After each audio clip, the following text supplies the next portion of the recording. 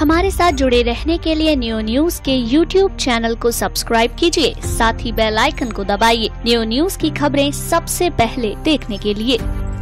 जिला विद्यालय निरीक्षक कार्यालय द्वारा 66 अवैध विद्यालयों की सूची जारी करने से विद्यालय संचालकों में हड़कंप मच गया है। DIOS कार्यालय ने ऐसे विद्यालयों को अवैध माना है जिनमें बगैर मान्यता के 10वीं से लेकर 12वीं तक की कक्षाएं संचालित की जाती हैं। ऐसे विद्यालयों के नाम DIOS कार्यालय में शिकायत पहुंची थी।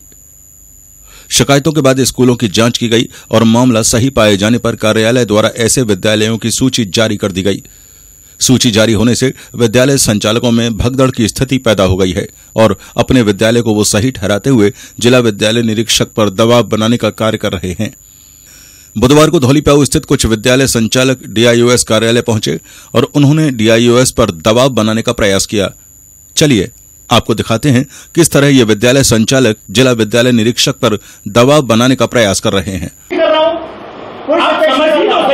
मैं आपको एलिगेशन नहीं कर रहा हूँ। आपको तेज आवाज में एक तो पढ़े लिखे आदमी को क्या बोल रहा हूँ सर, आपको आप एक बात बताइए, मैं एलिगेशन नहीं कर रहा हूँ। त्रुटि बस ऐसे शिक्षा विभाग के लोगों को सुनिए, जितने भी मेरे चुप रहो तो बताइए नाम किसी का कट रहे हो, कोई गार्जियन वापस ले रहे हो, बात तो कर लन दो 2 मिनट।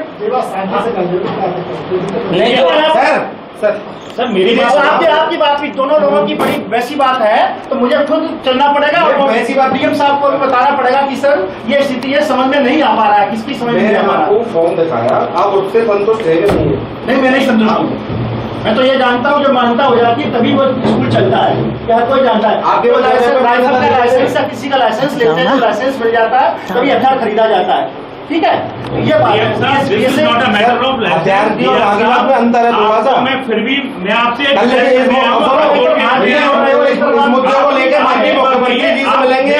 मेरी प्रतिष्ठा माननीय मैं चल रहा हूँ, आपके कॉलेज चल रहा हूँ, मैं प्रिंसिपल साहब ठीक है, प्रिंसिपल साहब जाएंगे और कोई दिक्कत नहीं है। एक न्यूज हिंदुस्तान की न्यूज देखिए, मंत्री जी से आपकी न्यूज निकलेगी ना सर, जब वहाँ से आपको बुलाया जाएगा बात होगी। मुख्यमंत्री विद्यालय संचालकों ने दबाव बनाने के लिए मोबाइल से कार्यालय की रिकॉर्डिंग भी की। विद्यालय संचालकों ने कहा कि उनके विद्यालय में 8वीं से ऊपर की कक्षाओं का संचालन नहीं किया जाता है।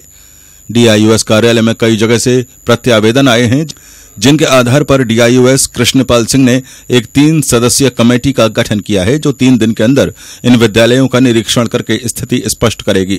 इस विषय में जिला विद्यालय निरीक्षक कृष्णपाल सिंह ने जानकारी दी। हम सब लोग अवगत हैं कि शिक्षा एक पवित्र कार्य है। शिक्षा प्रदान करना, बच्चों को शिक्षित करना एक बहुत पवित्र कार्य है। यह विभाग ऐसा है कि जिसमें स्कूल की स्थापना, मान्यता, सारी चीज़ें नियमानुसार होनी चाहिए। हमारे यहाँ जनपद में 490 विद्यालयों को मान्यता प्राप्त है। इसके अलावा जांच करने पर पता चला था, शिकायतें आई थी, उनकी जांच कराई गई तो ऐसे 66 स्कूलों को और चिन्हित किया गया था कि जहां पर अवैध कक्षाओं का संचालन होता है। 9 से 12 तक अवैध संचालन कक्षाओं का होता है, अन्य विद्यालयों से अटैचमेंट किया जाता है।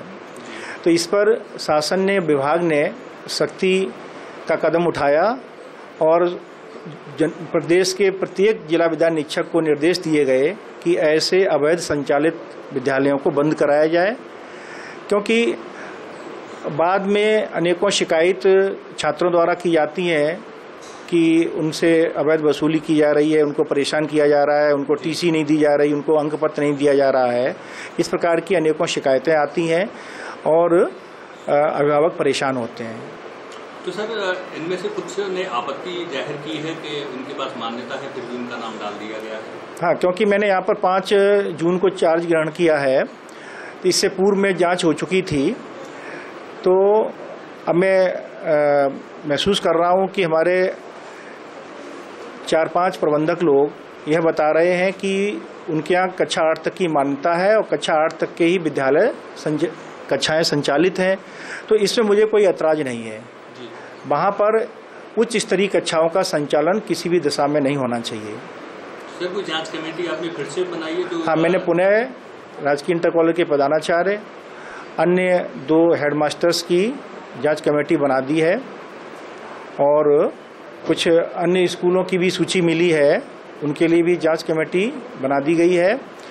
और क्योंकि यह बच्चों से जनहित से जुड़ा हुआ कार्य है, जांच रिपोर्ट आने पर और स्कूलों की कक्षाएं यदि बंद नहीं की गई तो जिला प्रशासन को अवगत करा दिया जाएगा और जिलाधिकारी महोदय की सहायता से इसके पुनः अन्य अधिकारियों से भी निरीक्षण कराए जाएंगे। सर, पुनः सूची जारी की जाएगी अब दोबारा से?